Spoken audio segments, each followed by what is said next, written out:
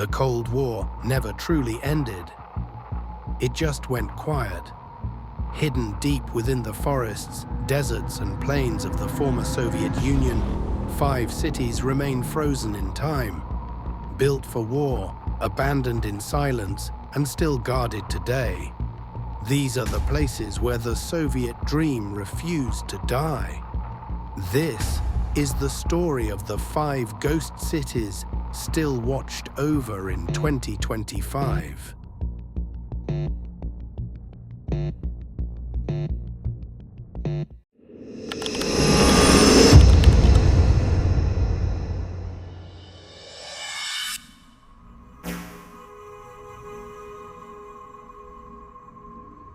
In the quiet countryside of northern Moldova lies Cobazna, a place never meant to be found on any civilian map.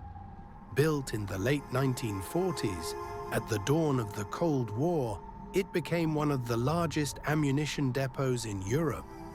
For decades, trains rumbled in and out day and night, carrying rockets, bombs, and artillery shells. Beneath the hills, concrete bunkers swallowed everything the Red Army could build. Locals saw the convoys but never knew what was inside. Soldiers guarded the fences, orders came from Moscow, and the air always smelled of oil and gunpowder.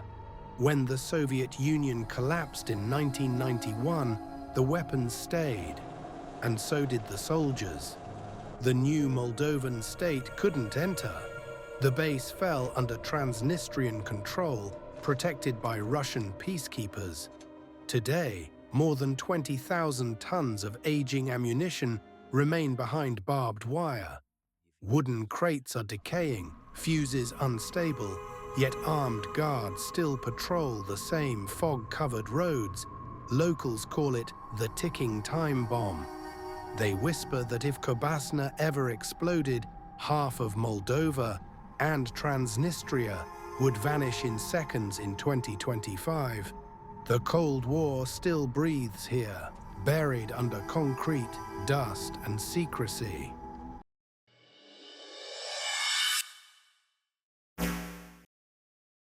In the western forests of Latvia, hidden behind barbed wire and mist, the Soviets built a city that officially didn't exist. Skrunda 1, a secret radar base built in the 1960s to watch the sky and detect American missiles. The moment they launched inside huge concrete towers, radar screens glowed green day and night. Engineers lived by the pulse of the signal, every sweep of the radar another heartbeat of the Cold War outside. Life went on quietly.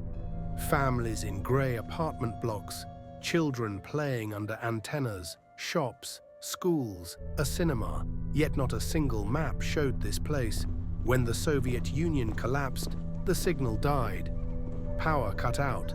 Families left overnight, leaving food on tables, toys on the floor. A city built to hear everything suddenly heard nothing. The Latvian army now trains here, but the silence still hums, like the memory of a frequency that never fades.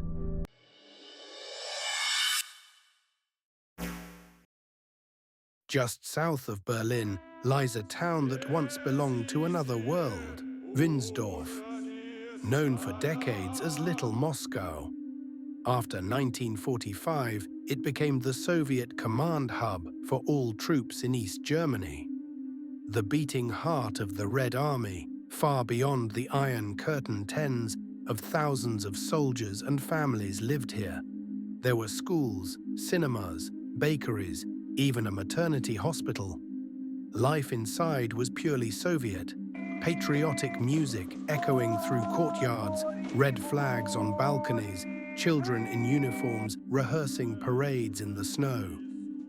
Beneath the calm surface stretched a hidden world.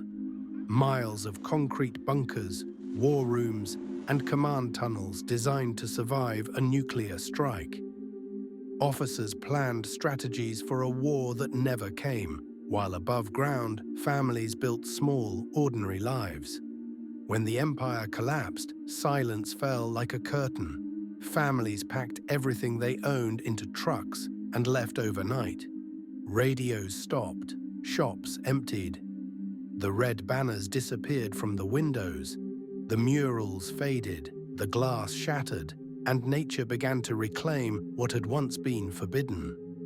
Parts of Wunsdorf are open for tours today, yet deep below, the sealed tunnels remain untouched, their walls still whispering stories no one was meant to hear.